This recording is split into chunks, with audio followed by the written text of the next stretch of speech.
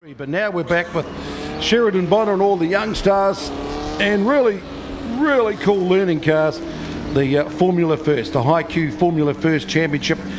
And we bumped into Billy Fraser coming onto the assembly grid. They say it's the dummy grid, but it's actually the assembly grid because the motor racing drivers aren't dummies. And really wrapped to get a breakthrough win for the season. Yeah, afternoon, Clint. Yeah, Billy's absolutely stoked to get that first win of the season behind him. He says it's just a bit of a relief now, and hopefully he can go on. And as you say, the dummy grid and the assembly grid, this weekend these guys have been absolutely brilliant. So there's definitely no dummies out there. It's been so close yet so fair. It's brilliant to see. So watch out for number 14, Billy Fraser. Also watch out for 19, Reece Hendl-Cox, who won the first race of the weekend. What's his lead at the championship now? So he's got a 76-point lead over Chris Simon, and then another 39 back to Billy Fraser, who's they've closed right up on Chris after this round. So watch out for 23, Brodie McConkey. He was around doing some TV for the High Q Components Formula First with Geordie Peters. Gets off to a good start. P1 looks good there. P2 looks good as well. So we'll keep an eye on that throughout the Grand Prix. But Brodie was talking about what would be the challenge to send it. We said round the outside, down into turn 1, 4 wide. Exactly. Fantastic stuff here from Formula First. Brodie's a real larrikin of the class, and it just shows they all are characters as Reece Hendl-Cox leads Brodie into Splash with Thomas Boniface, the rookie. And our first race winner this morning, Billy Fraser, the fast lady Amy Smith from behind, and Liam Foster, who actually got a tardy start there initially, managing to clock up in the 6th spot there. And as I said, well, I think all of the young drivers in this particular class, and even the old boys, doing a superb job of racecraft. And if you do get a chance to send to Brodie, go for it, but don't blame us. He walked past. I suppose I'll have to do it now. I said, only if you get the chance. Yeah, well, hopefully we can see some great racing from those two at the front. They've got a bit of a gap over Fraser and the rest of the field.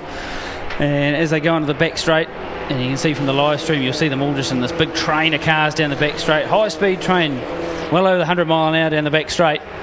And hopefully we'll see an epic duel out the front. Now they're starting to spread out a little bit, starting to make their moves.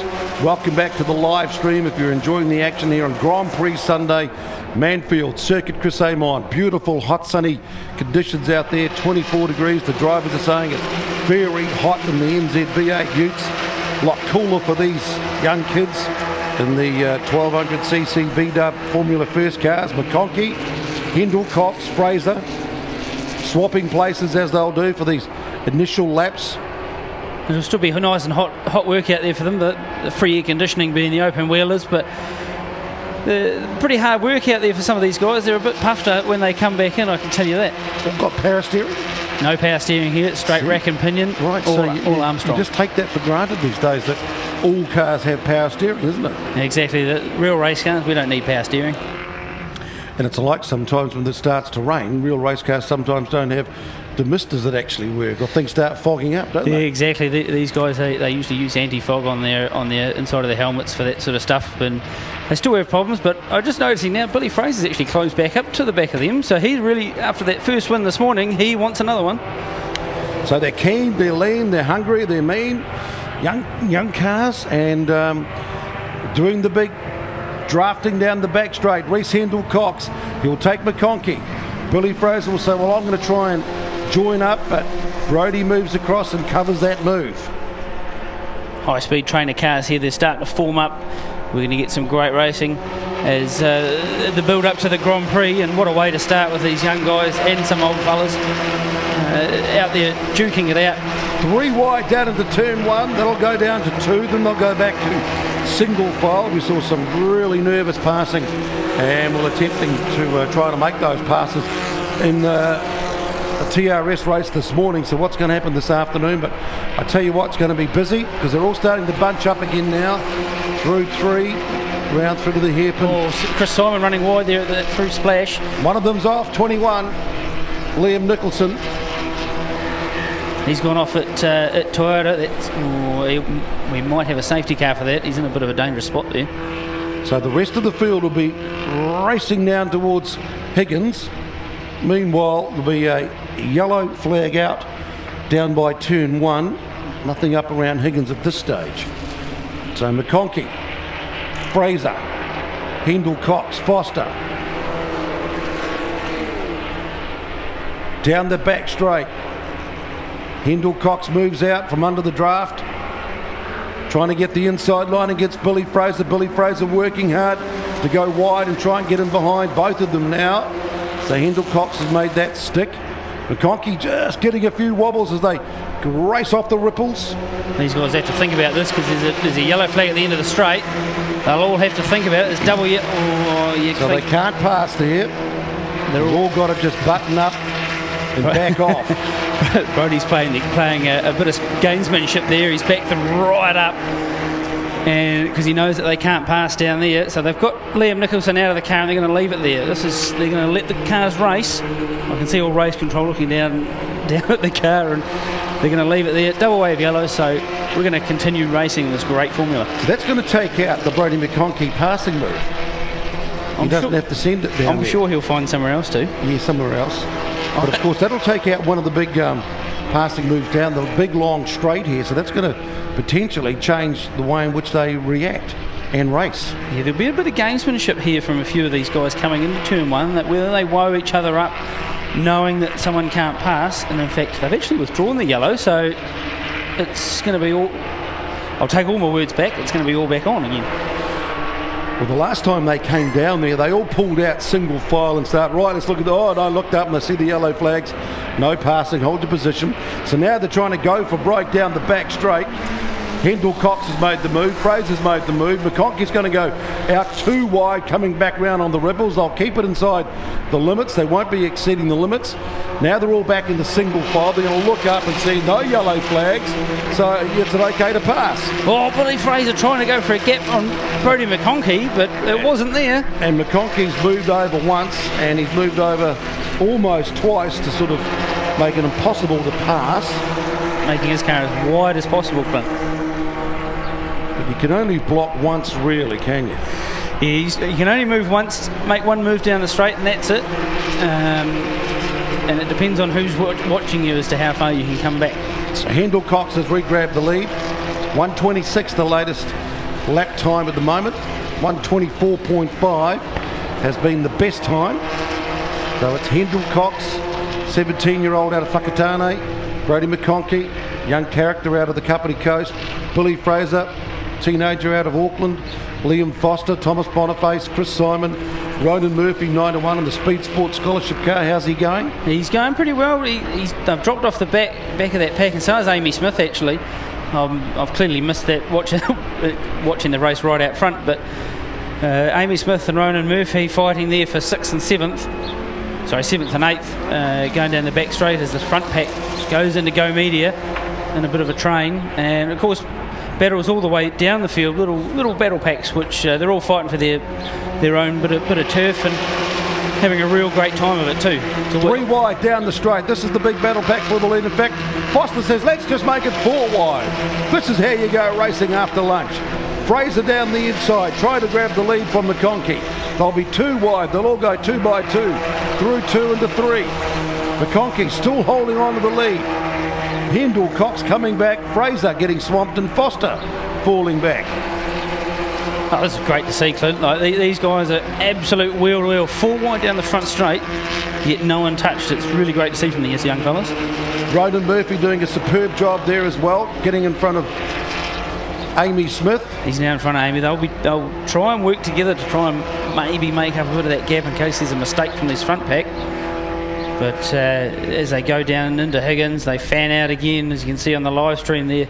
Reece Hendl-Cox, he's trying to make a move towards the front. So around the outside there, Hendl-Cox, McConkey.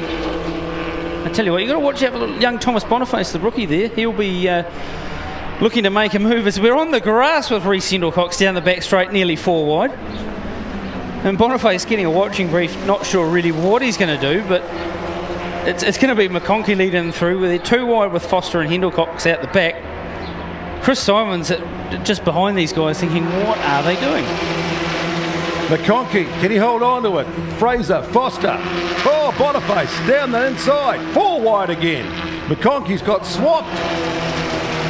Fraser says, I'll grab the lead. Foster says, I'll follow you. Sorry, I'm a bit engrossed in this race, Clint. This is fantastic from these young guys up the front. We've got the rookie, Thomas Boniface, battling it out with these guys that have done 2 or 3 seasons now. Brodie McConkey, he's part of the McConkey family. His father raced back here through the 90s and 2000s. He's a very good campaigner himself. And Brodie, who's been bridesmaid, who's been 3NZ, he's up there trying to... He's not part of the championship factor really, but he just wants to make his name known that he can do it. And fanning out in the background, you'll see Ronan Murphy, 91, and Amy Smith, 55, having their own little wee private little wee duel. As this 5-way scrap around Higgins just flows down to the back straight. 2 laps to go. She's all on. Now they're really gearing up for the slipstreaming and the drafting. This is where the red mist starts to descend with these young stars. Now, if you look really closely as they come across the line for one more time to go, they'll flick the switch on their helmets, the brains will go off, and it'll all be seat of the pants. As Billy Fraser runs wide this time. Has a look, comes back in, looks over. So it's Foster, last lap board out, Reece Hendl-Cox. Boniface pushing themselves, McConkey coming back in, Fraser trying to recover. Who's going to be in the lead going into that last corner, and then who's going to be in a position to try and swamp them? Look at them, almost 1, 2, 3, 4 wide going into turn 2. 3 wide, 3 wide into 3. This is the battle of who wants to go down the back straight first, Clint. Yeah. No one wants it. They all want to be slipstreaming. You'll see Liam Foster, he'll try and get a good run out of the heaven here. Reece Hendl-Cox up the inside, so this is where they'll be thinking, who's going to lead the front of the back straight? At the moment it's going to be Liam Foster. So his challenge is you've got to try and break the slipstream, which is really, really hard to do. Boniface, Cox, McConkey, Fraser, all starting to position themselves. Hendl-Cox gets nicely in behind the leader, Foster. Boniface right in behind him. McConkey's there as well. Now watch, they're going to get their speed up, single train. Now they're going to fan out, spread out, and go for that last corner. Last chance to dance and grab it on the last corner. Boniface has got the run. Hendl-Cox, this is the reason why he's been leading the championship. He's grabbed the lead on the last corner, positioned himself beautifully. Now it's a little wee sprint down to the line. Boniface is going to grab second. Oh, what a finish. What a finish. Reece Hendl-Cox extends his lead. Thomas Boniface coming home second. Brodie McConkey held on for third from Liam Foster. And then it's Simon. Ronan Murphy won the battle against 55. Amy Smith coming home in 7th. Louis Radshaw in 9. Ron Carter in 10. Then the rest of the field coming back down. Once again, the high Q components turning on a great display of controlled aggression from young kids and cars. How's about that a way to start the afternoon before the Grand Prix? Yep, they've been fantastic, absolutely fantastic. That's why we all of us here that are a part of the Formula First class absolutely love it. The close racing, absolutely nothing given, absolutely nothing taken, but afterwards we can all shake hands, have a bit of a laugh about it, and it's really awesome feel down the pits when everyone's in such a tight-knit community. So when's the next round of your championship? So we're actually back here in 2 weeks with the IRC meeting, and we were joined by the Formula 1600, so it'd be good to see the two open wheeler classes racing on the same weekend again, and then we join back up with Speedworks at Hampton Downs 2 weeks after that. Brilliant. We will look forward to another fantastic display of open wheeler racing. What's your thoughts as we count down to the 64th running of the New Zealand Grand Prix? It's great that Kenny Smith's there, number 48. Isn't it? Leach, Armstrong, Lawson, 3 points between the two Kiwis going for the title. Isn't it great? I mean, if 77, I could be still racing Formula TRS. You wouldn't pass that up, would you? But if I was to put my money on it, I'm going to have to go with Liam. I might be a little bit biased because he used to race with Sabre Motorsport and did the Speed Sport Scholarship. But I'll put the money on Liam. Rookie of the year, and he was with Jonathan Morton as his engineer. And talking to Jonathan, he reckons it'll be Liam for the Grand Prix and Liam for the series. Well, that's Marcus is going to be right there, so they've got the advantage at the start, so that's going to be absolutely crucial. Lucas Howe, though, he'll be he can't win the championship. Only the two Kiwis can win the championship, but he can certainly go for the Grand Prix.